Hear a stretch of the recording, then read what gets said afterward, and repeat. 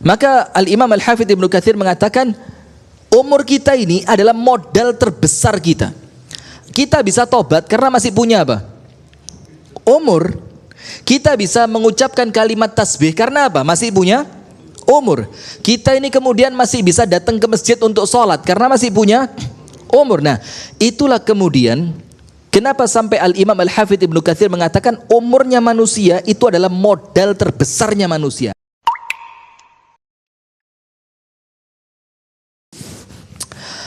Kita mau masuk dari sempitnya dunia menuju luasnya akhirat. Ini kalimat diucapkan ketika kaum muslimin berhadapan dengan pasukan musuh yang jumlahnya itu tidak karuan besarnya dengan perlengkapan perang yang paling canggih di zamannya, dengan keadaan mereka itu tidak kekurangan sesuatu apapun, sementara pasukan Islam, yuk kita tahu sendiri, dalam keadaan yang mungkin terbatas, dalam keadaan jumlah pasukan yang terbatas, maka disemangati oleh panglima perangnya. Dibilang apa? Jangan takut, ini di depan kita musuh, tapi semakin cepat peperangan ini dimulai, kita akan semakin cepat pindah dari dunia yang sempit menuju akhirat yang luas. Nah, kira-kira kita akan ngomong sekitar itu di malam hari ini. Ya, mudah-mudahan 2 jam selesai lah insyaallah. Kenapa? Kak Tri mau mulia. Antum dekat, anak jauh. Nah, sudah begini. Yang pertama, disebutkan oleh para ulama, ini anak insyaallah akan ikhtiar semaksimal mungkin untuk serius ya. Insyaallah anak ikhtiar, dan antum tolong bantu anak, cok guyang-guyu aja.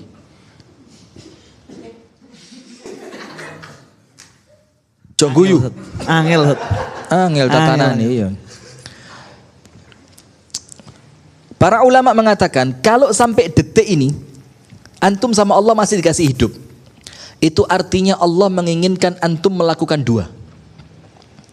Ini kita ini kan masih dapat umur ini alhamdulillah. Sampai Al-Imam Ibnu Katsir mengatakan ketika menafsirkan wal 'asr innal insana lafi khusr illa alladzina amanu wa 'amilus solihati wa tawassaw bil haqq wa tawassaw bis sabr. Apa Al-Imam Al-Hafidz Ibnu Katsir mengatakan al-umru ra'su malil insan. Umur itu adalah modal utamanya manusia. Kalau umur kita dicabut, entek modal sudah, mau ngapain? Orang yang sudah mati, antum buka kain kafannya, teriakin di telinganya, baca takbir sekali, Allahu Akbar. Teriak enggak dia? Kalau dia teriak, antum yang teriak. Jerit. Enggak bisa sudah. Jingkat. Oh iya, nemen itu mencolot ya. Maka anak paling enggak suka ngelihat perempuan yang sok sehidup semati sama suaminya. Ketika suaminya mati, melok nang kuburan. Aku melok. Kakak jerit-jerit. Melok. Nanti ketika orang-orang lain pulang dia, aku gak gelem mulih, aku ndek kene. Jarno, ojo dijak mulih, Jarno. Engko paling lara to peteng jaluk mulih dhewe iku. Nah ini lebay banget ini. Gak ono orang mau ikut mati itu, ndak ono. Hatta cinta mati model apa? Ndak ada. Kuburan lek gak percaya, jerit-jerit. Tinggalan, mulai melayu. Nah, maka sekarang begini. Loh, betul enggak? Iya. Betul ya? Betul. Ya serius. Ayo, lek salah antum kualat. Sudah, maka begini.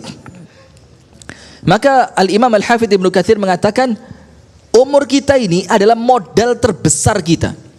Kita bisa tobat karena masih punya apa? Umur. Kita bisa mengucapkan kalimat tasbih karena apa? Masih punya umur. Kita ini kemudian masih bisa datang ke masjid untuk sholat karena masih punya umur. Nah, itulah kemudian kenapa sampai Al-Imam Al-Hafidz Ibnu Katsir mengatakan umurnya manusia itu adalah modal terbesarnya manusia. Nah, maka sekarang antum catat ini.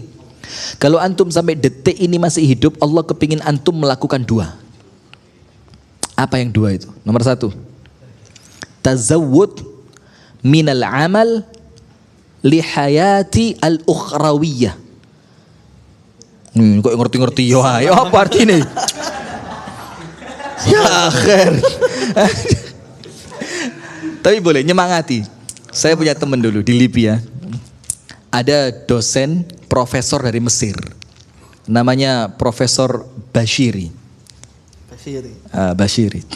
Dan profesor, bukan dokter, profesor.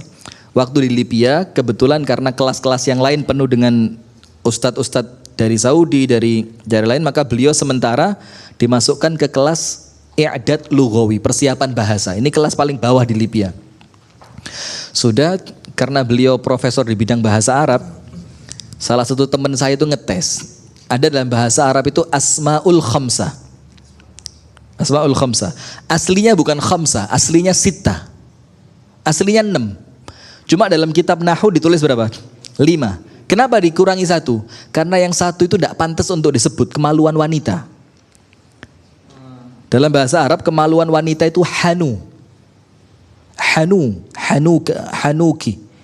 Hanuha, itu hanu. Maka dalam ilmu nahwu, saking beradabnya bahasa Arab zaman itu sampai diilangin yang 1 ini. Supaya murid-murid itu ketika belajar tidak mengucapkan kalimat-kalimat yang tidak pantas. Teman saya ngetes, ya Syekh, ini profesor lagi, dites baik lulusan pati.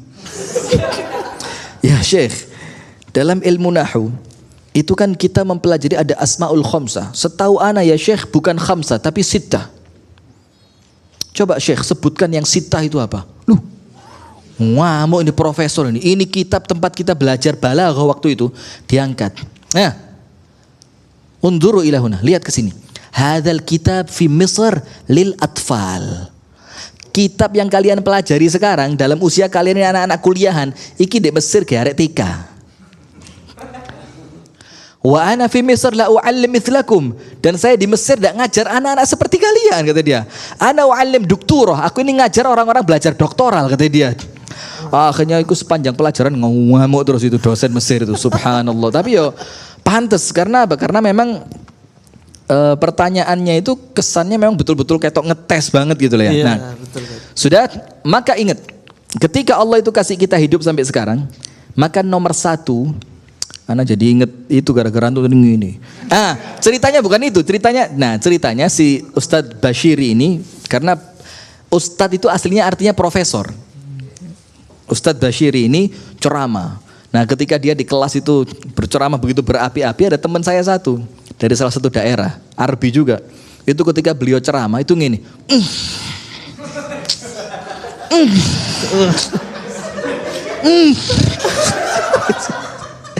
Itu Ustadz semakin berapi-api dia, dikira ceramah zen. Wajib.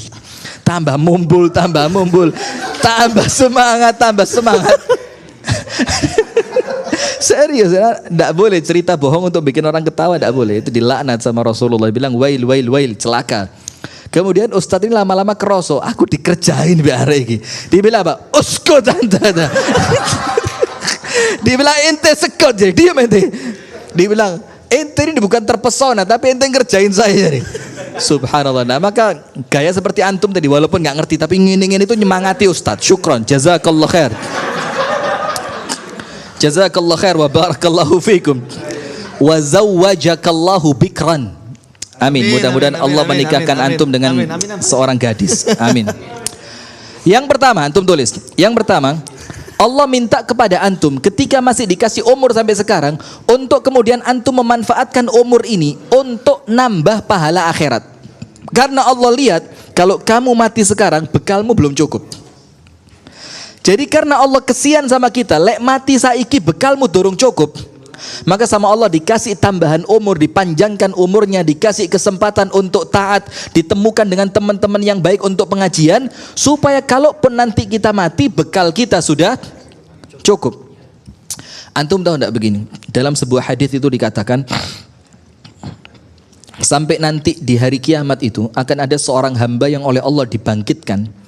Dia minta sama Allah untuk kembali ke dunia sekedar untuk mengucapkan satu kalimat tasbih, subhanallah.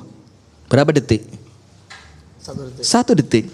Dia minta balik ke dunia, minta waktu kepada Allah cuma 1 detik. Mari ngono sekarat lagi dengan sekarat yang begitu menyakitkannya. Tapi setelah itu dia balik ke akhirat bawa 1 tambahan pahala, yaitu ucapan apa?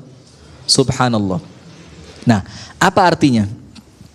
Begini, disebutkan oleh para ulama artinya ada 2. Kenapa orang ini rela kepingin balik ke dunia walaupun sekedar mengucapkan 1 kalimat apa? Tasbih. Nomor 1, ulama mengatakan karena ternyata pahala dari satu kalimat tasbih itu tidak kecil. Karena besarnya pahala kalimat tasbih sampai orang itu kepingin balik ke dunia, setelah dia ke akhirat tahu loh ternyata tasbih itu pahalanya besar. Maka dia minta supaya tidak getun. Dia, ya Allah balik no saya ke dunia ya Allah, satu ucapan subhanallah bakal saya ucap.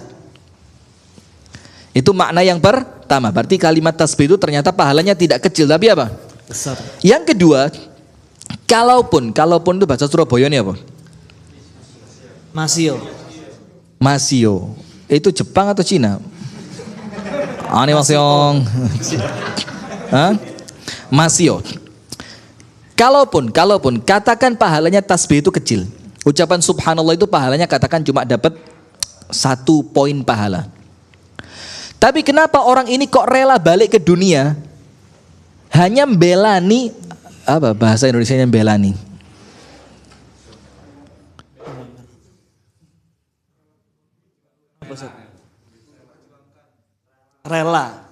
Rela kembali ke Rela Novera. Apa? Demi.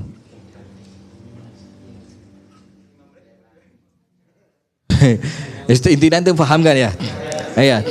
Jadi dia itu rela balik ke dunia walaupun sekedar untuk mencari satu amalan yang pahalanya tidak besar.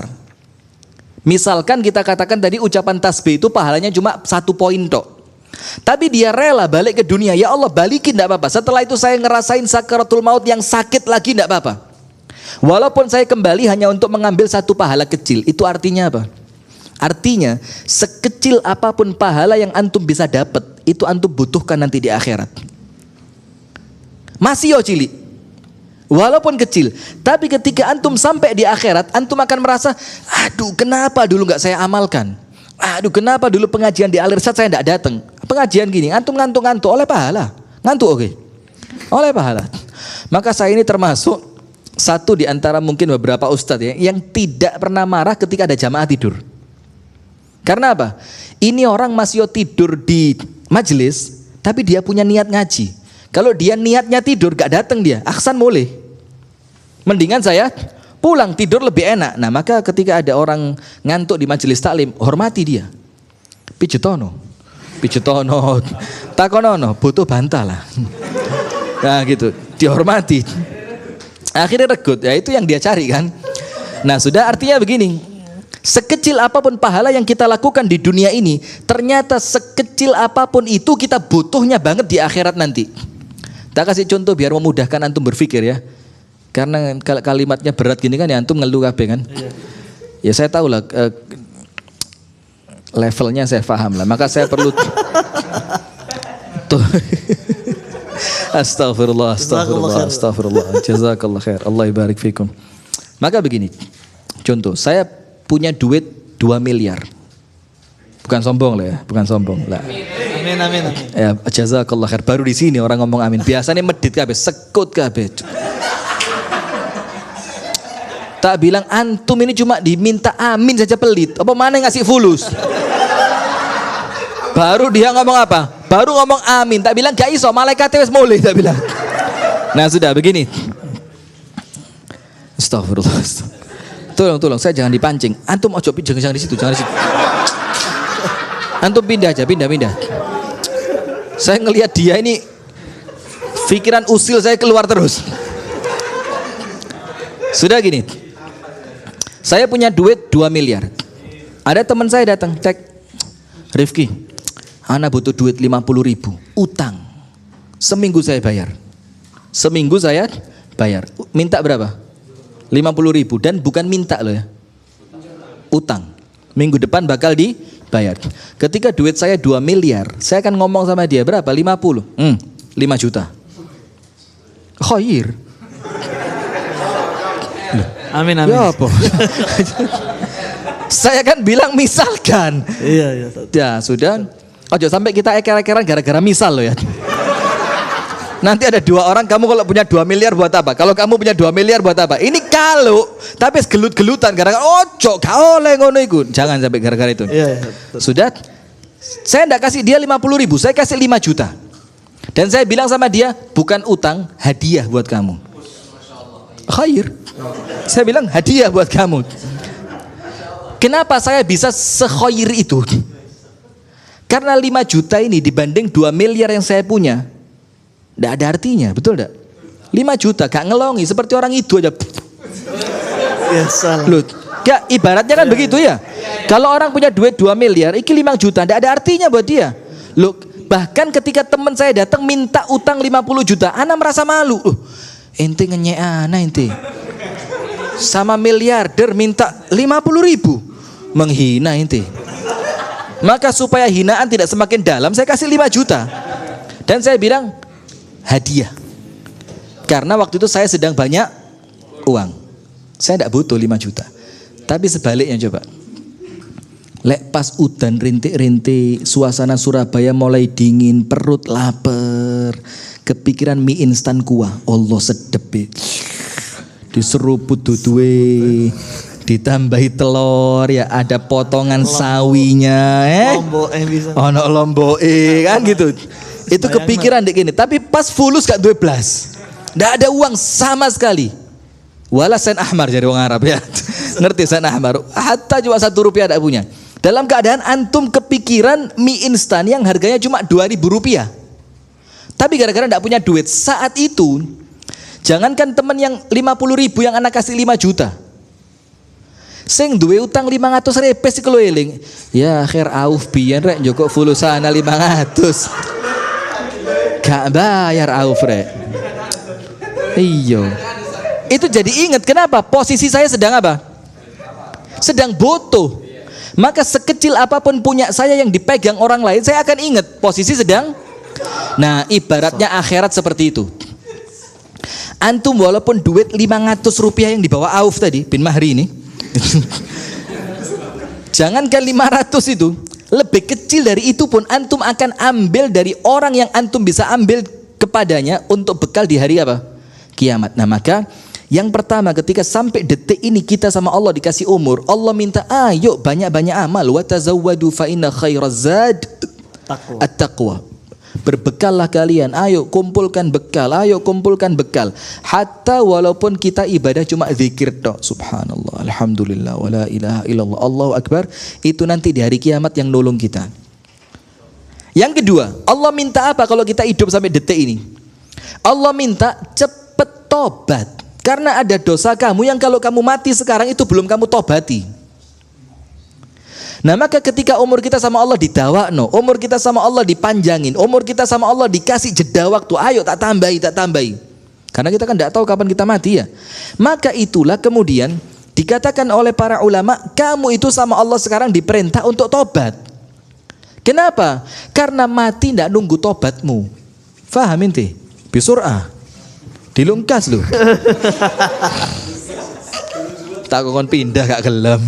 Pindah selamat inti. Nah, maka artinya Allah ngomong sama kita, ayo sebentar lagi nih. Karena kematian tidak menanti apa? Tidak nunggu tobatnya kita. Antum tak kasih satu cerita. Cerita ini dulu. Ya gitu lebih bagus. Cerita itu dulu. Selamat saudara. Selamat dunia akhirat. Selamat. Kalau ada yang full sak kepala, ada helm teropong di bawah. Begini. Wes, tiba saatnya antum anak hazak nanti. Ojo guyu-guyu sik gentenan, ojo khawatir ya. Sudah begini. Ini anak kasih contoh saja. Ada 3 orang, na'udzubillah min dzalik. Nas'alullah as-salamata wal afiyah. Semoga Allah menyelamatkan kita dari semua keburukan. Amin. Begini ini orang. 3 orang ini kompakan untuk senantiasa maksiat bareng. Karaoke bareng, klub malam bareng, mabuk bareng, narkoba bareng, semua bareng, main perempuan, na'udzubillah, semua bareng. Subhanallah, salah satu di antara 3 ini meninggal dunia. Krep. Dalam keadaan dia di tengah-tengah kemaksiatannya. Allah yahfadzna, semoga Allah menjaga kita, amin. Sudah, akhirnya yang 2 ini yang masih dikasih Allah kesempatan hidup, itu ngambil pelajaran dari temennya yang meninggal. Akhirnya yang 2 ini tobat dia. Tobat sama Allah, dia ibadah sama Allah. Ketika sama-sama semuanya meninggal, yang satu masuk neraka. yang tidak sempat tobat tadi. Dia tanya sama Allah, ya Rabbi, innali sahibani, saya punya teman loro pian. Sebut jeneng wis. Ojo, itu ya serius namanya, tidak mungkin anak nyebut. Ya akhir, ojo, ya tidak mungkin anak nyebut. Ya Allah, saya punya 2 teman ya Allah. Yang 2 teman ini dulu mabuk bareng, main bareng, klub malam bareng. Wah, ini. Tapi sekarang kok tidak kelihatan di neraka, kok saya sendirian. Mana yang 2 itu? Apa kata malaikat? Tabat taubatan nasuhan ba'da wafatik. Itu 2 temanmu itu tobat dengan tobat nasuha setelah kamu mati. Coba, ini yang satu ini gak sedih apa antum kira? Artinya apa? Kok enak temanku punya kesempatan tobat, sementara aku terlanjur mati, yang kematianku menjadi pelajaran buat mereka. Nah sekarang ini antum lihat tiap hari kita nganter jenazah. Antum bayangin kalau yang di dalam keranda itu antum. Wes tidak ada kesempatan tobat, tidak ada kesempatan nambah amal. Nah maka ingat, kalau sampai detik ini Allah takdirkan kita masih hidup, Allah minta berapa buat kita? 2. Yang pertama nambah pahala amal. Hatta amalnya kecil tapi terus noai. Karena belum tentu hari ini akan kembali besok. Yang kedua, Allah minta kita untuk segera apa? Tobat. Karena Allah katakan mumpung masih ada kesempatan tobat. Karena kalau terlanjur mati, nanti kita ngomong apa? Qala rabbirji'un la'alli a'malu salihan fima tarakt kalla innaha kalimatun huwa qailuha. Ngomong gini, rabbirji'un, ya Allah balikin saya. Saya akan mengamalkan amalan-amalan yang dulu saya tinggalkan. Apa Allah bilang? Kalla, tidak mungkin. Innaha kalimatun huwa qailuha. Itu cuma omongan yang sekedar dia omongin saja. Engkau lihat betul-betul balik ke dunia, dia akan balik seperti semula. Nah, maka ini mumpung kita masih punya kesempatan. Nah, itulah hadirin sekalian. Suatu hari Al-Imam Al-Hasan Al-Basri rahimahullahu taala, Anas mulai serius loh, coba diganggu loh. Suatu hari Al-Imam Al-Hasan Al-Basri dengan beberapa muridnya lewat di depan kuburan. Lewat. Kemudian Imam Hasan Basri itu berhenti, dan ini kebiasaan para salaf. Mereka itu ngambil ibrah dari kematian. Sampai Rasulullah mengatakan kafa bil mauti aidhatun atau wa'idhan. Cukuplah kematian itu sebagai pelajaran, sebagai pengingat, sebagai cambuk buat kita, sebaik-baik nasihat. Nah, sudah begini. Imam Hasan Basri tanya sama murid-muridnya, mereka ini yang mati ini, yang sekarang di bawah tanah ini semuanya ini, raja'u ila dunya amla, bisa balik ke dunia enggak? Murid-muridnya bilang, la ma raja'u, enggak bisa balik ke dunia. Terus Imam Hasan Basri bilang, idza hum raja'u ila dunya fama amilu. Kalau mereka balik ke dunia, mereka mau ngapain di dunia? Jadi ditanya, ini yang sekarang di bawah tanah kuburan ini, kalau mereka bisa sama Allah dibalikin ke dunia, mereka mau ngapain? Muridnya bilang, yatubun, wa yusallun, wa yasumun, wa yatasaddaqun, dan menyebutkan beberapa ibadah yang lain. Mereka akan tobat, sholat, puasa, ngaji, sedekah. Terus Imam Hasan Basri tanya lagi, raja'u ila dunya amla, berarti mereka balik enggak? Muridnya bilang, lah, tidak bisa balik. Kami bilang, tidak bisa balik. Terus Imam Hasan Basri bilang apa? Kalau itu keinginan mereka yang sudah ada dalam kuburan, kalau mereka kembali bakal tobat, sholat, sedekah, ngaji, semuanya puasa, berarti amalan itu adalah amalan kalian ketika masih hidup. Jadi ojo sampai nanti kalau kalian mati, kalian seperti mereka, minta balik untuk sholat tapi tidak bisa. Kenapa?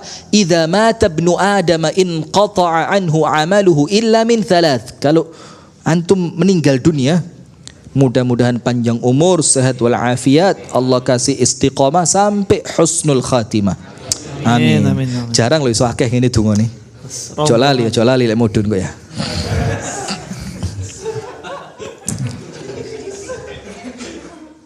Orang Arab itu kan sering saya bilang, di sini kan ingat tentu Anda bilang, orang Arab itu mengatakan al-labibu bil isyarati yafhamu. Orang cerdas itu cukup dengan isyarat dia ngerti. Ya di sini dipertaruhkan kecerdasan antum. Kalau memang antum tidak ngerti ya tidak apa-apa, ana maklumi ya. Karena karena dalam Islam itu ada kaidah al-udhru bil jahl. Orang itu dimaafkan kalau bodoh. Jadi itu kaidah itu. Loh, serius? Oh no kitabe lho iku. Jangan sampai termaafkan. Makanya ini pertaruhan nih gitu. Antara cerdas atau perlu dikasih uzur. Gitu aja. Allah. Nanti selesai seperti Anda perlu sungkem sama antum. Pahalanya banyak. Sabarnya, sabar Ayub. Allah. Sudah. Astagfirullah, ini viewer lagi banyak ya. Astagfirullah, serius. Maaf ya, maaf penontonnya, pemirsa maaf ya. Ini kebawa suasana, ini teman-teman ini. Aduh. Ana sudah ngomong sama Abu Shanum, Lek Ali Irsyad ngundang ojo diterima. Oh gitu saja. Diterima. Ya ini jadinya sudah. Sudah. Apa tadi? Al-Imam Hasan Al-Basri tadi. Sudah selesai. Sudah selesai. Jadi apa? Apabila manusia jazakallah khair wa zawwajakallahu bikran. Amin. Belum paham Ustaz. Tidak kan bahasa Indonesia. Enggak apa-apa. Khas biman yafham bil Arabiyyah. Cek semangat belajar bahasa Arab. Ngerti kan? Api-api pokoknya, api-api. Setelah enggak usah khawatir. Tuh kok modele wedi, amin wedi. Iki yo lek api, lek elek jare. Lah api-api. Ana ini orang baik insyaallah. Sudah begini. Apabila manusia meninggal dunia, terputus semua pahala dari amalnya, betul kan? Artinya Rasulullah mengingatkan kita, ini ada makna tersurat, ada makna tersirat. Makna tersuratnya apa? Ya wes, Rasulullah menunjukkan kalau kamu mati tidak ada amalan yang bisa mengalir lagi sudah. Yus mandek sampai detik itu antum dikasih Allah kesempatan untuk beramal. Itu makna tersurat. Makna tersiratnya apa? Rasulullah SAW menceritakan kepada kita, idza mata ibnu Adam inqata'a anhu amaluhu illa min thalathin. Ketika manusia meninggal dunia terputus semua pahala amalnya kecuali berapa? 3. Nah, artinya Rasulullah itu ngajak kita untuk mengejar yang 3 ini. Supaya apa? Antum betul-betul bisa merasakan luasnya akhirat. Tahu kan? Ada orang tua di alam kubur disiksa oleh malaikat, nas'alullah as-salama wal afiyah. Disiksa malaikat, ketika siksaannya berhenti orang tua itu kaget. Kenapa berhenti? Malaikatnya bilang, diperintah sama Allah. Kenapa Allah nyuruh kamu berhenti mukul saya? Karena waladuka istighfara lak. Sekarang ini anakmu sedang minta ampun buat kamu. Nah artinya setelah dia mati, ternyata dia merasakan keluasan di alam kuburnya. Karena apa? Amal yang itu bukan punya dia. Atau dalam hadis yang lain, ada orang tua yang kemudian derajatnya sama Allah di alam akhirat itu dinaikin, naik terus, levelnya naik sampai level teratas. Kemudian orang ini kaget, ya Rabb, dapat dari mana? Kok saya ini sudah meninggal dunia, tidak ada kesempatan amal yang bisa saya lakukan, tidak ada kemudian peluang pahala yang bisa saya raih, tapi kok justru derajat saya apa? Naik terus. Apa Allah katakan? Bistighfari waladika lak. Karena anakmu sering dan rajin beristighfar untukmu. Itu artinya walaupun amalannya sudah habis di dunia, tapi dia merasakan keluasan akhirat karena ada amal lain yang orang lain lakukan bermanfaat buat dia. Nah, maka Rasulullah ngajak kita untuk mengejar yang 3 ini. Illa min thalathin. Kecuali berapa? 3. Yang pertama, shadaqatin jariyatin. Sedekah jariah. Sedekah jariah itu apa? Sedekah yang kita keluarkan tapi manfaatnya itu panjang. Seperti apa? Sedekah tanah, wakaf ya, wakaf tanah. Atau ada pondok lagi bangun, antum di rumah punya beberapa perkakas yang masih bagus, layak pakai, tapi sudah antum tidak pakai. Iya kan? Antum sedekahkan ke pondok tadi. Ini Ustadz saya wakafkan untuk pondok. Misalkan ada meja seperti itu, diwakafin ke pondok, akhirnya bisa buat santri nulis. Kemudian antum punya di rumah kasur-kasur lama yang sudah gak kepake tapi masih bagus, antum sedekahin ke pondok. Ini namanya sedekah jariah. Termasuk sedekah jariah itu apa? Ini banyak teman-teman Ali Irsyad lakukan, alhamdulillah. Itu menggali sumur di tempat-tempat yang kurang air. Ini sedekah jariah. Bahkan dikatakan ini sedekah yang paling afdol. Saqyul ma, ngasih minum orang lain apa? Dengan air. Nah, sudah. Maka Allah Subhanahu wa taala ngajak kepada kita untuk mengejar yang tiga. Yang pertama sedekah jariyah. Yang kedua ilmun yuntafa'u bih, ilmu yang bermanfaat. Tak kasih yang gampang. Ilmu yang bermanfaat itu antum tidak perlu jadi ustadz. Saingan sudah terlalu banyak. Iya. Iya, nanti antum nyaingi saya juga kan. Dan apa berani antum saingan sama saya? Ini contoh kalimat kesombongan yang tidak boleh diucapkan. Contoh. Jadi ana nyontoin antum. Ana nyontoin biar antum tidak mengatakan yang seperti ini ya. Tidak boleh ya, Syekh Wisam ya. Nah, sudah. Maka begini. Kan teman-teman di Al-Irsyad Al-Islamiyah cabang kota Surabaya ini kan ya tentu ada uang kas, ada uang donasi dari jamaah, ada donatur yang rutin ngisi kan begitu ya. Bukan buat uang AC aja, bukan buat TV, kayak sisa kan kayak ngono-ngonoan tok. Iya, entek fuluse wong kayak sisa. Sabar. Oh, gentenan. Antum belum ya? Dilungkas ya, dilungkas. Sudah, antum tahu enggak saya mau ceramah tadi, di briefing sama dia. Di briefing di sini, Ustadz jangan salah sebut loh. Anak iki ceramah wis suwe. Lah kok urui? Diajari. Diurui. Ya Allah. Gak dikualat. Ya belum bayar langsung sudah ada. Iyo. Ente mau nikah setelah umur 40. Loh sekarang nikah dulu nanti lagi. Iya. Wah, bahaya. Ini keluar dari hati betul, metune refleks. Oh iya, loh. Iya. 1, 2, 3 khalas. Galak sudah. Sudah begini. Ada amalan yang betul-betul bagus dan cerdas. Apa itu? Donasi untuk Quran, tahfidz Al-Quran. Ngerti ya, donasi Al-Quran diberikan ke pondok tahfidz Al-Quran. Dan tanya, santrimu berapa? Dan diutamakan cari pondok-pondok yang baru merintis. Yang uang itu untuk mereka masih betul-betul berharga untuk pembangunan. Antum kasih Qurannya. Saya cetakin Quran yang premium. Berapa harganya? Sing paling zen. Quran tahfidz. Jangan terlalu besar. Sing ya ukuran standar lah, jangan terlalu besar. Kalau ukuran standar. Oh, jaga ke faedahnya. Biasa lek mikirnya kesuwen ini ada sesuatu. Iya, paham mana? Ambek menghitung. Oh, raiso. Jadi lek mikirnya kesuwen itu mulai mikir, iki peluang ya, hasil ka mana ya? Sudah kena ya. Berapa Kak? Serius berapa kira-kira? 100.000 ya, 100.000. Antum kasih cetakan yang bagus, tulisan yang betul-betul jelas. Kemudian apa? Biar itu kesannya spesial banget, kasih nama santrinya.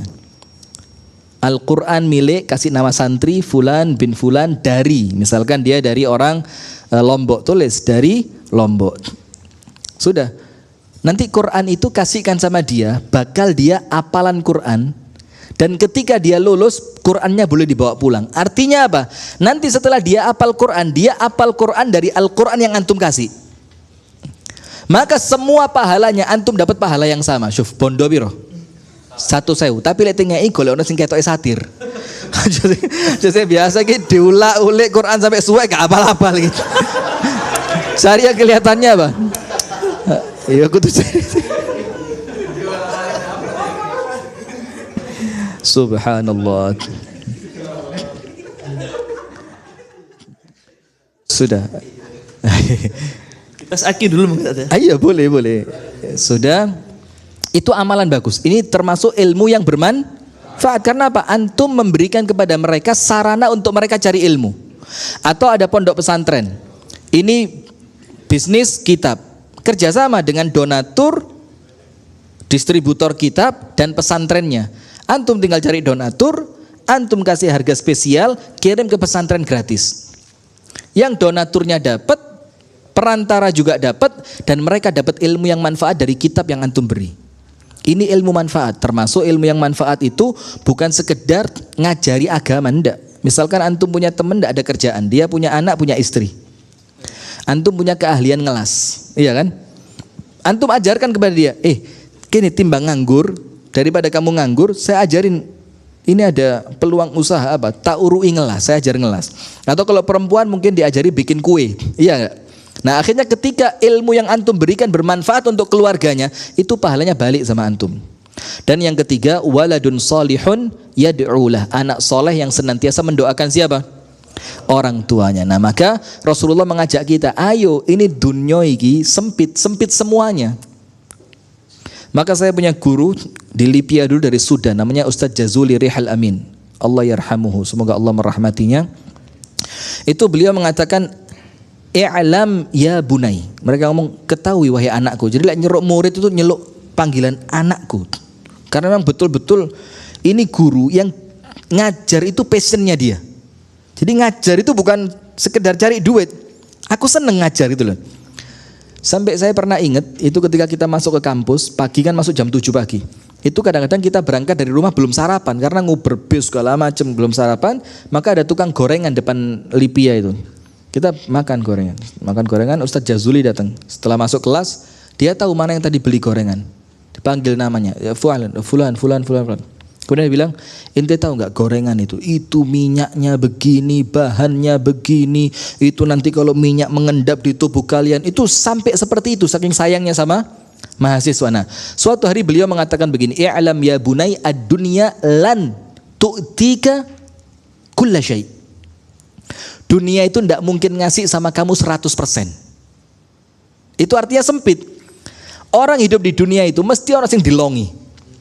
Soge, bojone wayu, wanake masya Allah khair, biasanya lara jantung. Dikurangi dari kesehatannya. Loh iya, kan begitu. Mesti ada satu yang sama Allah diapain? Diambil. Atau begini, kaya raya, istri cantik jelita, sehat walafiat, biasa tidak punya anak. Betul tidak? Dan itu misteri keadilannya Allah. Ada yang zen, istri cantik jelita, sehat walafiat, anaknya api-api, tapi miskin.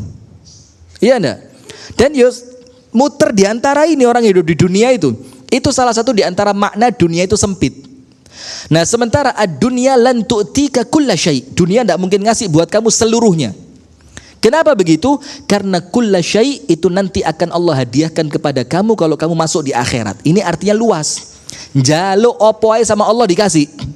Antum kepingin apapun, mala ainun ra'at wala udhunun sami'at wala khatara ala qalbi bashar. Itu yang surga itu nanti nikmatnya tidak pernah antum bayangkan di mata, tidak pernah antum dengerin di telinga, dan tidak pernah terbersit dalam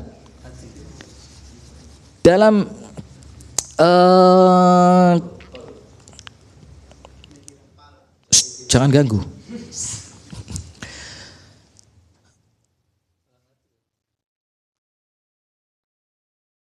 Aduh, Kak metu. Iya, anak-anak nyari kalimat yang pas ini. Tidak pernah terbersit dalam orientasi nakal antum. Oh, pas kan lagi ini, ngerti ente?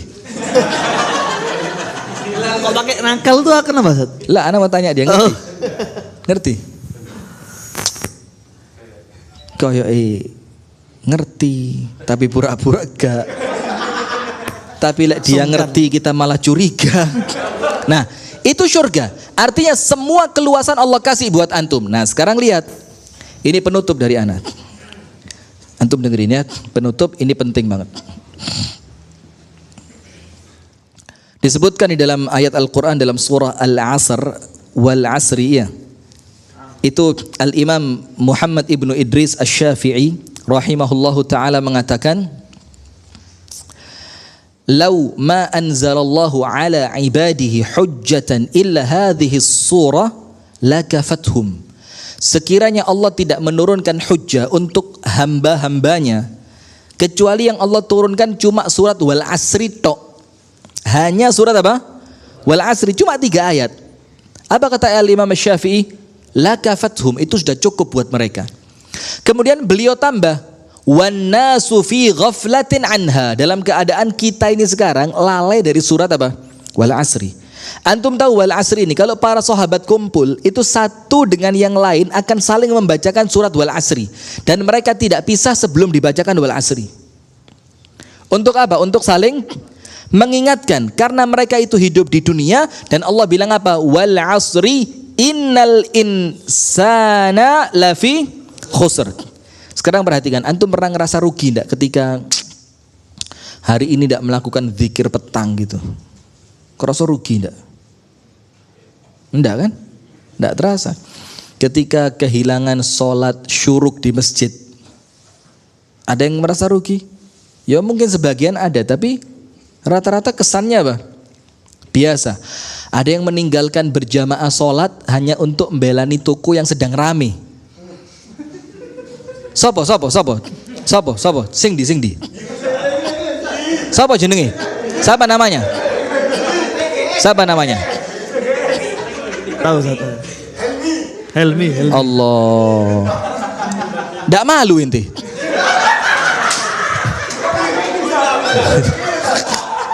Sabar. Antum lagi ngotot tambah ngetarani. Iya. Jadi stay cool, calm and confidence. Biasalah. Loh, kenapa? Biasa iki. Biasa. Yaumian in English. Campur, sudah. Kadang-kadang kita tidak ngerasa rugi, kadang-kadang kita tidak merasa apa? Rugi. Sekarang antum bayangkan, kalau ruginya itu adalah rugi materi. Ruginya rugi apa? Materi. Itu seminggu kepikiran. Misalkan, antum jual motor. Yang mana lagi? Mana? Jualan motor mana? Maklar. Musa. Nah, lek tenang keteroga. Cuma kalau bingung kayak siapa tadi? Helmi tadi malah ngetara nih. Iya itu teman. Sudah begini.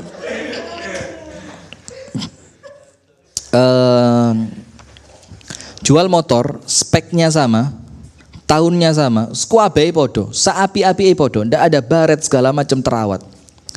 Antum jual dengan harga misalkan 10 juta. Ternyata antum jual 10 juta laku pagi laku. Sore ada sholat asar ada orang datang. Mi, ini sepeda mi, payu, piro 10 juta. Ya akhir mi ana wani 15 mi. Kepikiran nggak? Sampai berapa lama kepikiran nih? Ojo 5 juta, khamsalep kepikiran. Kepikiran. Karena apa? Ruginya sesuatu yang kita bisa lihat, bisa rasakan, dan sesuatu yang memang ada di sekitar kita. Tapi pertanyaannya, kenapa ketika ruginya akhirat gak kroso? Kelihatan. Loh, ketoknya guyon nih tapi serius rek, ngawur ente gitu. Loh, tapi kenapa ketika akhirat yang justru itu adalah sesuatu yang paling besar untuk orang Islam, kita gak terasa? Gak tahajud, gak nangis, gak bisa sholat duha, biasa. Sampai para ulama bilang orang tobat itu bukan cuma satu. Orang tobat itu 3. Yang pertama tobat dari dosa. Ajib, bagus, luar biasa. Innallaha yuhibbut tawwabin. Allah cinta sama dia. Tobat dari dosa. Ada tobat yang level kedua, lebih zen, lebih bagus. Apa? Cari ben malam Jumat pengajian. Bukan pas regut, gak teko kabeh iki. Tobat yang kedua apa? Ini lebih keren dari yang pertama. Bukan sekedar dia tobat dari dosa, tapi apa? Tobat karena meninggalkan sesuatu yang sunnah. Saya mau tanya, antum meninggal sholat duha perlu tobat enggak? Sunnah. Enggak perlu tobat. Meninggal sholat duha itu Ustadz Umar enggak perlu tobat. Ini kudu kena. Ustadz Umar, seorang Ustadz Umar ninggal sholat duha tidak perlu tobat. Kalau bicara kaidah fikihnya ya. Gak usah tobat atau enggak. Nah, maaf ya Allah, maaf. Astagfirullah. Kayak semulia ada mari kerasani. Di setiap pintu keluar kota Surabaya dicegati wong ana mari iki. Ditelepon nih. Ojo ucul situ iki. Ojo titip sikile. Sudah? Maka yang kedua, betul, duha itu hukumnya apa? Sunnah. Untuk kalangan awam, ninggal sholat duha tidak akan merasa berdosa. Loh sunnah kok. Kalau ditinggal saya perlu tobat, berarti bukan sunnah tapi apa? Wajib. Tapi untuk orang yang tingkatannya level kedua, ninggal sunnah itu dia nyesel. Kenapa? Tidak mungkin yang sunnah ini aku tinggalkan. Tidak mungkin memberatkan aku untuk melakukan yang sunnah kecuali aku kakek dosa. Tahu Al-Imam Abdullah ibn Mubarak? Dia mengatakan, ma mana'ani min qiyamil lail illa kathratu dzam. Tidak ada yang menghalangiku untuk bisa bangun malam tahajud kecuali ketika dosaku lebih sedang banyak. Artinya ketika orang terhalangi dari yang sunnah, itu dia perlu tobat. Kene opo kok sampai saya terhalang dari yang sunnah? Nah, itu tobat yang kedua. Tobat karena meninggalkan yang sunnah. Lebih bagus dibanding yang pertama. Ada yang ketiga, luwes zen, lebih bagus. Apa? Antum iki meneng apa gak ngerti? Apa yang ketiga? Yang pertama tobat dari dosa, yang kedua tobat karena meninggalkan sesuatu yang hukumnya sunnah, karena dia merasa ini kalau saya ninggalin yang sunnah zalim sama diri sendiri saya. Sakjane iso salat duha, kenapa saya kok malah majelis gahwa di pinggir jalan? Amben singit. Gak keren. Antum orang Surabaya gak kenal amben singit, gak gaul. Yang ketiga apa? Tobat dari apa? Atau tobat karena apa? Tidak keterima amalannya. Enggak. Ana ya mikir soal lali bisa iya. Mikir bersama. Ya, yang ketiga, tobat karena melakukan yang mubah. Mubah itu apa? Tidur hukumnya apa? Boleh. Duduk majelis cangkruan, tidak membicarakan yang buruk ya, sekedar duduk sama teman-teman menghabiskan waktu siang, boleh enggak? Boleh. Tapi kalau orang di level ketiga mengamalkan yang mubah, itu pun dia tobat. Kenapa?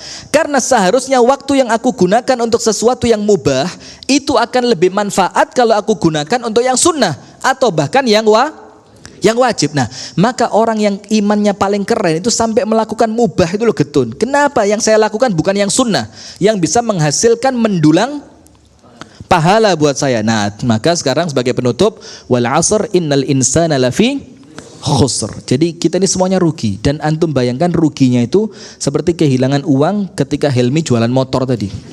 Seperti itu. Iya. Jadi betul-betul aduh ya akhir coba anak ngempet petang jam memang hasol 5 miliar aja. Aduh kesusu anak ya akhir. Tenjoko maneh di paido. Gak dijoko iki 5 juta. Aduh ya apa iki. Wis bondoane wis trai tembok wis gak apa-apa wis. Tak parane.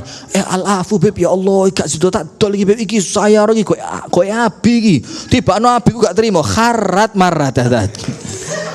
Nah, sudah, maka dikatakan illal ladzina amanu wa amilus shalihat, kecuali orang yang senantiasa imannya apa? Imannya baik, imannya lurus. Itulah kenapa Umar Ibnul Khattab itu kalau tidur menjelang zuhur, tidurnya itu antara pasar dan masjid. Ada pohon kurma, Umar tidur di bawahnya.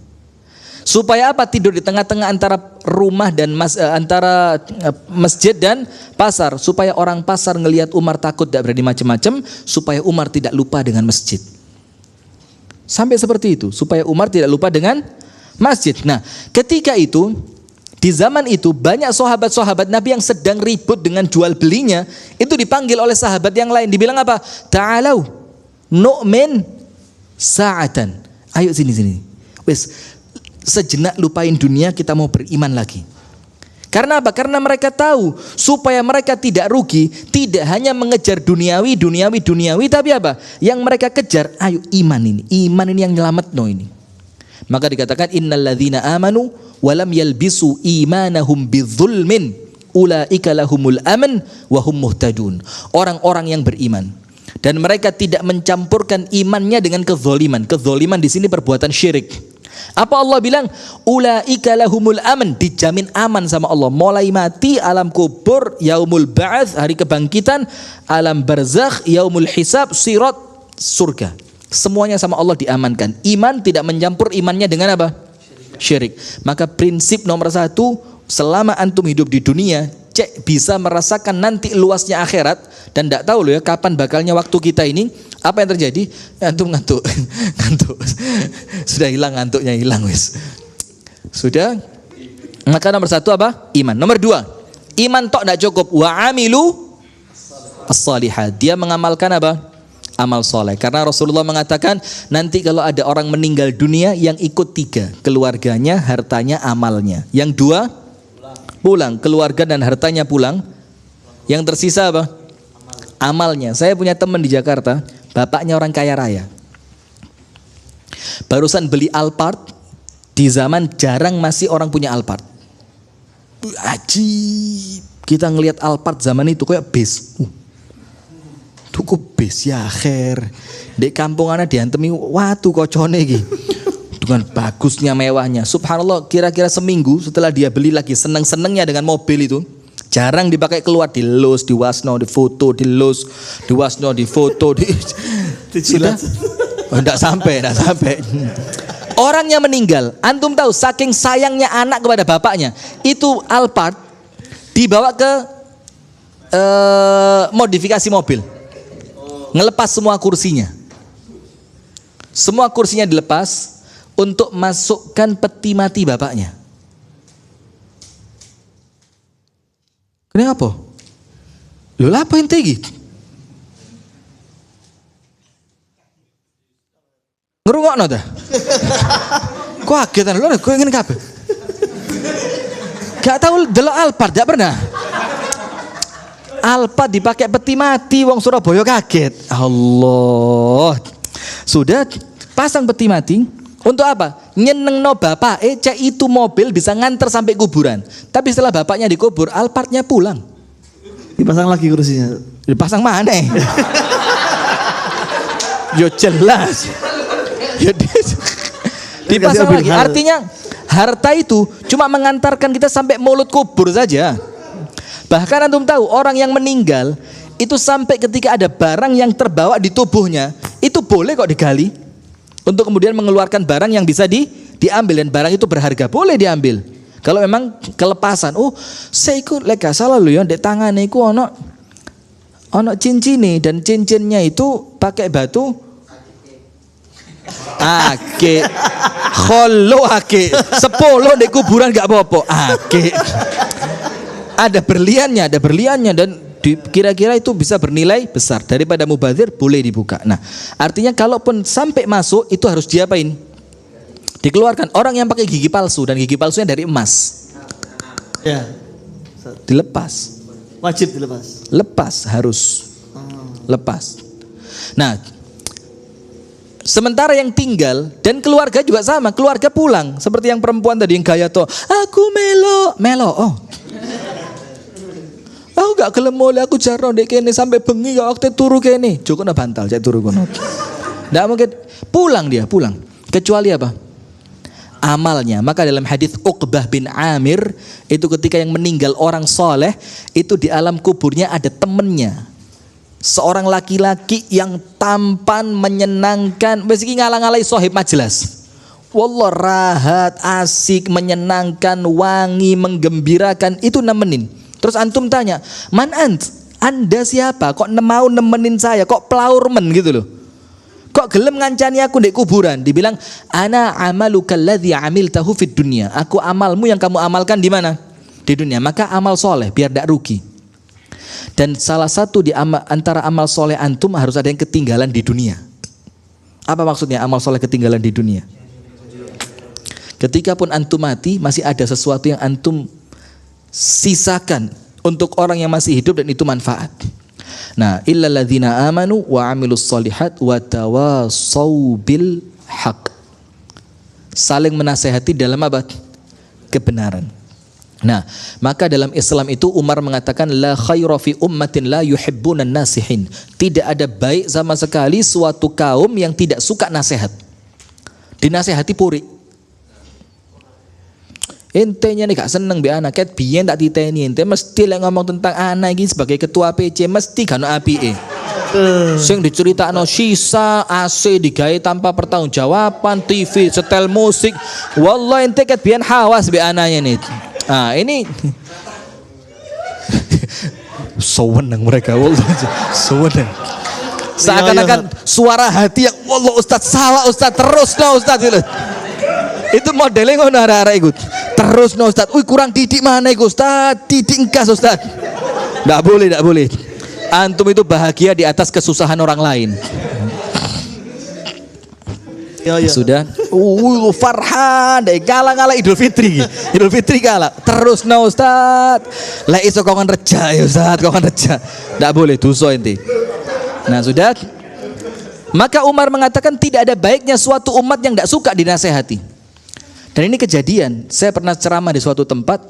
Insya Allah saya pernah ngomong di sini yang bulan lalu ya. Bulan lalu saya ngomong di sini. Berapa bulan yang lalu saya di sini? Lama pokoknya. Ya. Lah antum tak enteni undangannya gak ngundang-undang. Nah sudah. Siap Ustaz. Segera. Ojo. Sudah. Setelah pulang pengajian, bawa mobil, tutup jendela segala macam, diketuk sama salah seorang ibu-ibu. Saya buka, kira-kira ya saya kira mau nawarin anaknya untuk saya nikah atau apa kan? Husnudzon ya atau apa? Ya, saya buka dengan bahagianya saya Allah hasol akhirnya buka ngamuk Ustad ngamuk ruang Melayu. Itu kemana? Coba. Dia lagi nih. Itu tadi materi pesanan tuan rumah pasti. Ono apa? Saya masih belum durung ngeh iki apa ini? Itu pasti materi titipan tuan rumah, itu pesanan tuan rumah. Apa Bu? Saya bilang, itu dari mulai awal innal hamdalillah sampai subhanakallahumma wa bihamdika itu mukulin saya terus dari kena ente tak waran. Ya sudah saya bilang, Ibu, itu ndak ada pesanan tuan rumah, memang materi saya pas judulnya itu. Kalau ibu merasa ada sesuatu yang merasa koyok dikamplengi, koyok kena terus, ya artinya ada sesuatu yang perlu diperbaiki. Bukan nasihatnya yang salah, tapi mungkin hati kita yang terlalu keras. Sampai wong nasihat itu rasanya koyok mangkel, koyok wong ngamuk sama kita, ya ndak? Betul ndak? Sentimen. Antum curhat atau bisa, ndak apa-apa, mumpung tak buka loh. Mumpung loh sekalian, apalagi yang lain selain tadi ngoreksi dengan alasan riba, alasan ngoreksi tadi apa lagi? Nggak ada lagi. Oh nanti aja, ya tak anteni ya, Jabri ya. Maka saling menasehati. Kalau dinasehati ngamuk, lama-lama orang cuek sama antum wis babano rusak khelu. Zaman saya kecil, itu kalau saya ngerokok, misalkan keceplosan. Iki umi anak delok iki, iki. Sudah. Kemudian ketahuan tetangga itu mulai wes gak aman saya, ndak aman blas. Kenapa saya pulang merasa ndak aman? Saya bisa pastikan tonggo iki mesti wadul nang abahku. Pasti dia ngomong ke abi saya. Dan ketika dia ngomong, abi saya ndak akan marah, malah mengucapkan apa? Matur suwun. Melok jagakno anakku. Betul ndak zaman itu? Itu hati orang masih bersih. Anaknya dielingno seneng. Sekarang anakmu mang rokokan di perapatan. Babano ta? Duit dhewe kok. Lambene dhewe lho kok kon repot jare. Loh, serius sawa enggak? Sawa. Itu artinya apa? Kita ini sekarang sudah enggak suka nasihat. Dielingno wong ngamuk. Kayak kurang kerjaan ya kon. Anakmu iku lho urusono, lho coba lihat. Dan itu yang kejadian kita sekarang. Itulah kenapa semakin hari semakin terpuruk kita ini. Tambah rugi. Wa tawasau bis sabr, dan saling menasehati untuk terus apa? Sabar. Jadi ketua PC yo kudu sabar. Dikamplongi ngono ngene yo kudu sabar. Gak oleh ngamukan, ndak kena ayat iki khosaro nanti. Lho, anak lek antu kok gak nemen. Nah maka begitu, jadi suami yo harus sabar, jadi istri harus sabar. Kita sebagai anak menghadapi orang tua yang kadang-kadang apa yang kita inginkan tidak sama dengan apa yang orang tua inginkan, kita harus apa? Sabar. Dan sabar itu 3. Sabar dalam taat, sabar dalam meninggalkan maksiat, dan sabar ketika mendapatkan takdir yang tidak kita inginkan. Sabar dalam apa? Taat. Orang taat perlu sabar. Orang puasa kalau tidak sabar ngombe. Iya. Orang sholat tahajud kalau tidak sabar, ya mendingan tidur kan begitu. Orang sedekah kalau tidak sabar, ya mendingan tak PI duit tak kantong. Lah apa tak sedekah no. Nah, maka orang ibadah itu perlu sabar. Terutama orang ibadah haji, wukuf di padang Arafah, panas. Kemudian berjubel banyak orang, kemudian ketika tawaf ifadhah itu tawaf yang paling rame, lempar jumroh, semuanya perlu sabar. Yang kedua, sabar dalam meninggalkan maksiat. Jadi ketika kita meninggalkan kemaksiatan dalam keadaan kita kepingin melakukannya, maka itu kita dituntut sabar dan itu dapat pahala besar.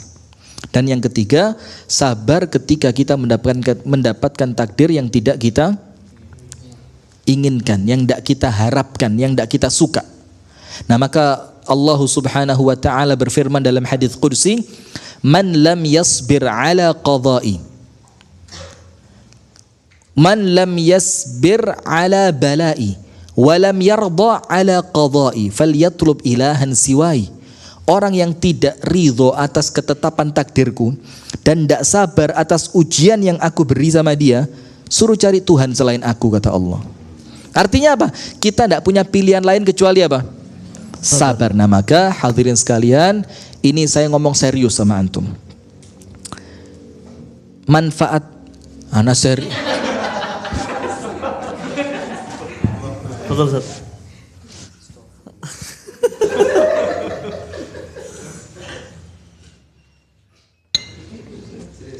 Antum tak gomoli loh. Gak mau Kediri, Ustaz. Udah diterima. Tinggi kualitas Kediri ya. Ya apa Kediri ya, Pak?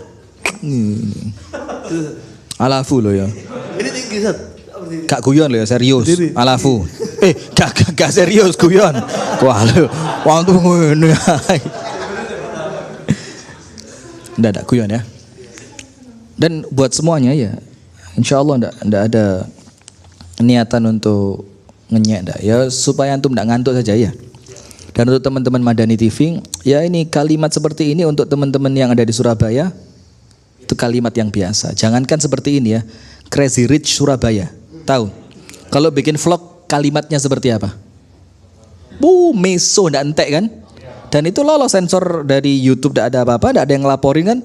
Masa kita sekedar begini aja kok, cok ngono, kualat. Allah, intis tak kandani ojo dek kono pindah oh. Sini lo. Tak kasih bilang. Gini. Subhanallah.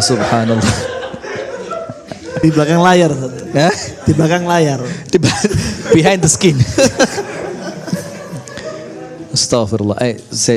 Antum jangan ketawa. Saya serius ini. Ini seriusnya serius. Nah gini teman-teman sekalian. Nah mumpung kita ini masih di dunia. Dunia ini darul amal. Tempat untuk kita capek dalam beramal. Karena apa? Antum tidak tahu kapan endingnya capek antum itu. Boleh jadi besok mari bisa. Maka Gus Khuzairon rahimahullahu ta'ala itu mengatakan, sampai kapan sih kita sama Allah dituntut untuk amal agama ini? Beliau bilang tidak lama, sampai mati. Lek mari ki mati selesai sudah. Yang bikin kita terasa lama itu apa? Kita panjang angan-angan, seakan-akan umurku saya kurang 50 tahun. Jadi masuk pikiran, wallah 50 kali Ramadan mana rek? Iki sholat fardu 5 kali ping 50 tahun. 1 tahun ini 360 hari. 360 ping 50. Sholat ping piro anak. Nah, gara-gara panjang angan-angan akhirnya dianggap amalnya masih membebani banyak. Tapi kalau antum bayangkan kematian di depan mata, itu ya antum akan nikmat ibadah. Maka ketika Rasulullah ketika mau sholat diingatkan, sallu sholatan muwadda'in. Sholatlah dengan sholat perpisahan. Seakan-akan maringin gak ada kesempatan sholat mana. Nah maka mumpung kita masih hidup, dikasih kesempatan sama Allah untuk amal, dikasih kesempatan sama Allah untuk tobat, manfaatin. Kenapa? Khawatir kalau kesempatan seperti ini itu tidak terulang buat kita. Belum tentu ketika matahari besok keluar antum masih hidup. Nah maka inti dari apa yang kita sampaikan di malam hari ini, ayo ingat bahwa dunia ini semuanya sempit. Rezekinya sempit, tempatnya sempit, kebahagiaannya sempit, ketenangannya sempit. Ojo sampai kesempitan dunia itu kita bawa masuk sampai sempit di alam kubur. Alam kubur harus apa? Harus luas, sepanjang pandangan mata. Dengan apa? Dengan iman, amal soleh, saling nasihat menasehati dalam takwa dan dalam kebenaran dan sabar. Wallahu ta'ala a'lam bis-shawab. Subhanakallahumma wa bihamdika asyhadu an la ilaha illa anta astaghfiruka wa atubu ilaik. Kami kembalikan kepada Al-Ustadz Umar Al-Amudi yang tidak tobat ketika ninggal sholat duha tadi. Jazakallahu khairan kathiran. Ana maafkan Ustaz. Ya, pemirsa sekalian di Madani TV dan STO TV dan juga yang hadir di majelis pada malam hari ini. Sebelum kita menutup kajian, mungkin yang mau bertanya dipersilahkan. Mungkin ada yang mau membalas yang tadi. Fadol balasan kualat inti.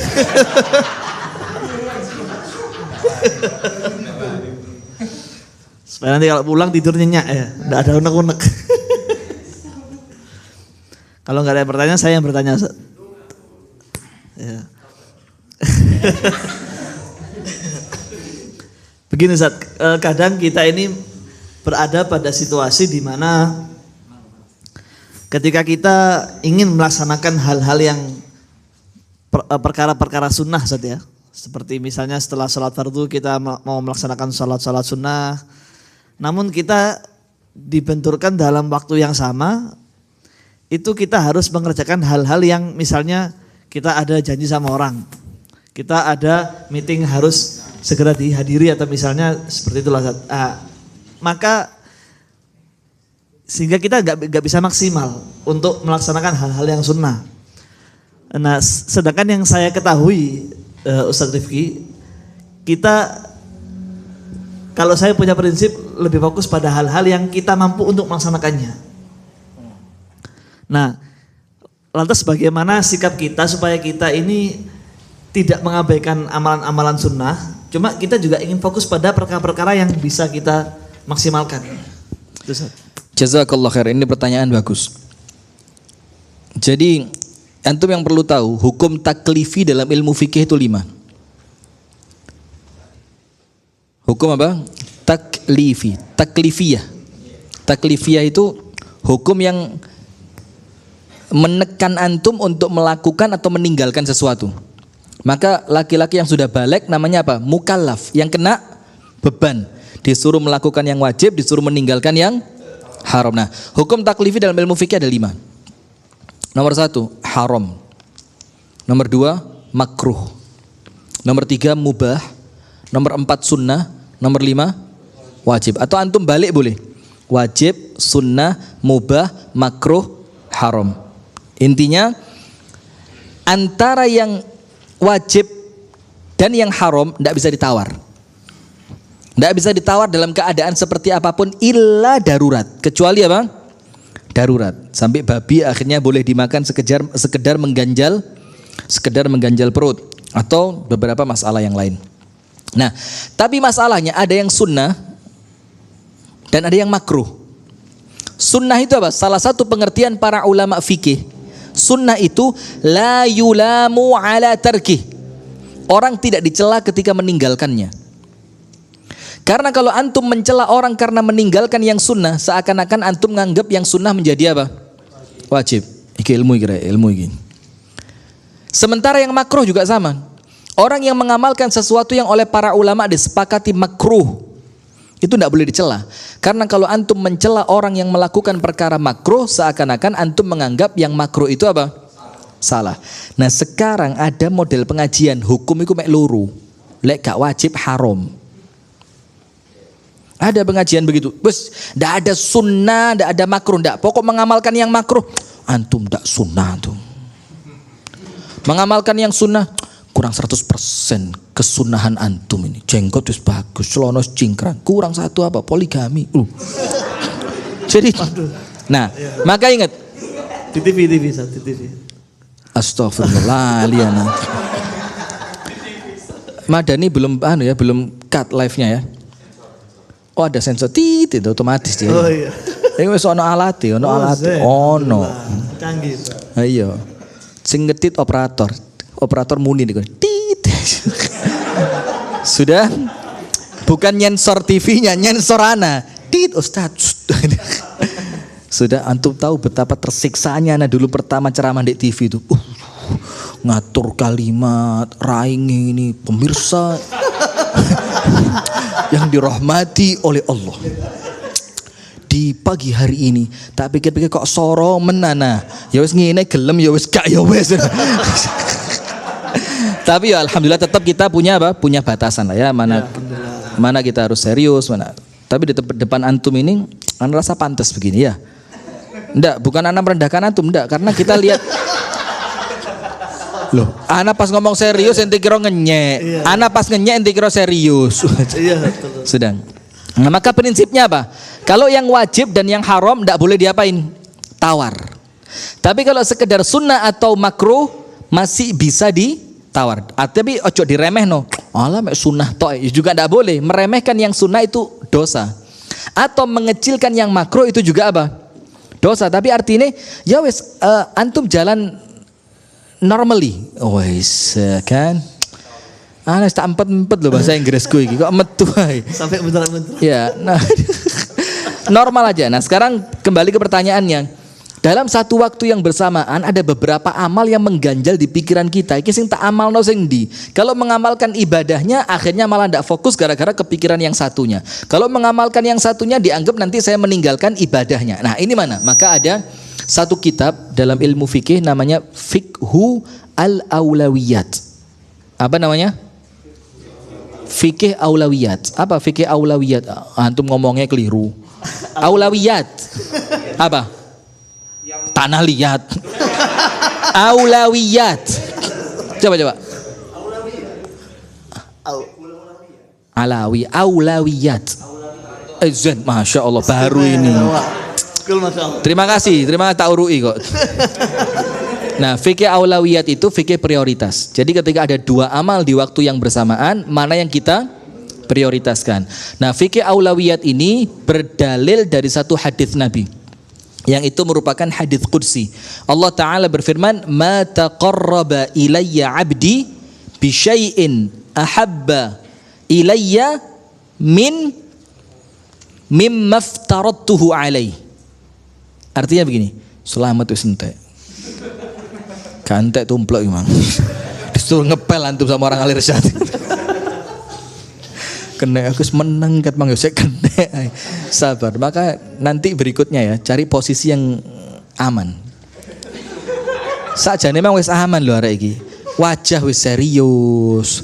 Ndak ada tampang-tampang guyon, duduknya juga bagus. Kok tumplek kopimu? Golek perkara ente. Sudah, tapi untuk sudah habis. Nah maka kemudian berlandaskan dari satu hadis Nabi. Aulawiyat ini berlandaskan dari satu hadis Nabi yang itu hadis qudsi dari Allah Subhanahu wa Ta'ala. Artinya tidaklah seorang hamba mendekatkan diri kepadaku dengan sesuatu yang lebih aku cintai untuk dia amalkan melebihi apa yang telah aku wajibkan kepadanya. Berarti sesuatu yang paling Allah cintai untuk kita amalkan itu yang apa? Wajib. Yang wajib. Itulah kenapa ketika Umar bin Khattab setiap ke masjid itu bareng dua orang, Umar dan tetangganya. Umar pulang pergi bareng masjid. Suatu hari Umar tidak ketemu, dia keluar sholat subuh, ditinggal sama Umar. Baliknya Umar tanya sama istrinya, "Aina zaujuki, mana suamimu?" Dibilang, "Qama minal lail faghalabahun naum." Dia tahajud sampai lama, akhirnya subuhnya ketiduran. Apa kata Umar? "Aku lebih cinta dia subuhan ke masjid walaupun tidak sholat tahajud hatta 1 rakaat." Karena apa? Sholat subuh ke masjid untuk laki-laki sebagian ulama mengatakan hukumnya apa? Wajib. Sementara yang tahajud hukumnya apa? Artinya tidak boleh yang sunnah mengalahkan yang wajib. Nah berarti ketika ada dua amalan di waktu yang bersamaan, antum pikir dulu yang wajib yang mana. Contoh, jam 8 pagi tertib tidak pernah telat, antum mesti tahajud. Duha.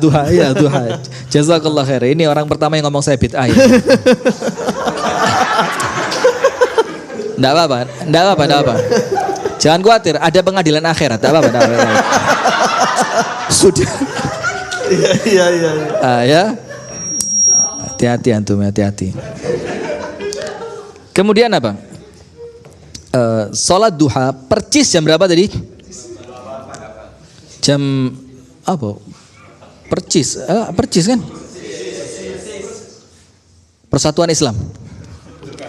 Apa? Antum ini keterlaluan. Anak mek salah sak huruf tok lho, antum kritik. Cek. Cuma antara S dan C iku lho. Nemen Surabaya iki rek. Iya, persis. Ngono ya dibahas biar arek. Anak juga lah pembahas ya. Coba tak jarno lah gak apa-apa Bang ya. Sudah. Pokok jam 8 tet sudah wes. Keluar dari khilaf itu disukai sama ulama. Al khuruj minal khilafi aula. Keluar dari khilaf itu lebih utama. Daripada ngomong percis antum bilang persis. Mendingan saya katakan tet. Jam 8 tet pagi sholat duha. Subhanallah ketika antum sudah hampir takbiratul ihram, hampir ngangkat tangan gini. Helmi ngetuk pintu. Tak tak tak. Ya akhir Helmi nagih utang. Sudah. Terus no mumpung ada alasan genah iki ya. Sudah, apa yang terjadi?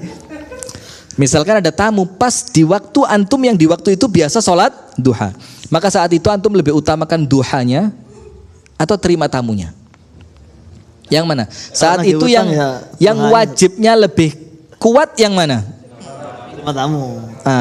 Karena sholat duha hukumnya sunnah. Ikramud dhaif. Kalau antum mampu wajib.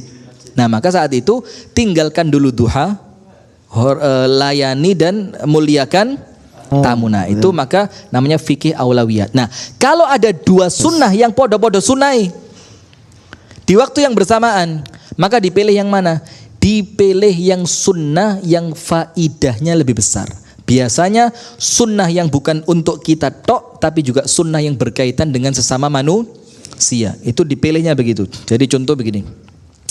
Sunnah seperti Imam Syafi'i tadi katakan. Nulis ilmu. Untuk Imam Syafi'i, dia sunnah karena ilmunya sudah besar. Dia malam itu dia bisa istirahat. Ketika dia mau merelakan waktu malamnya untuk nulis ilmu, buat dia hukumnya sunnah saja. Faham enggak? Dan saat itu Imam Syafi'i juga dihadapkan dengan sunnah yang lain. Salat apa? Tahajud. Apa yang terjadi? Maka Imam Syafi'i karena kecerdasannya, karena kecerdasannya Imam Syafi'i lebih milih untuk nulis ilmu. Kenapa? Sama-sama sunnahnya tapi yang ini manfaatnya lebih besar. Jadi antum timbang antara wajib dan sunnah, menang yang wajib.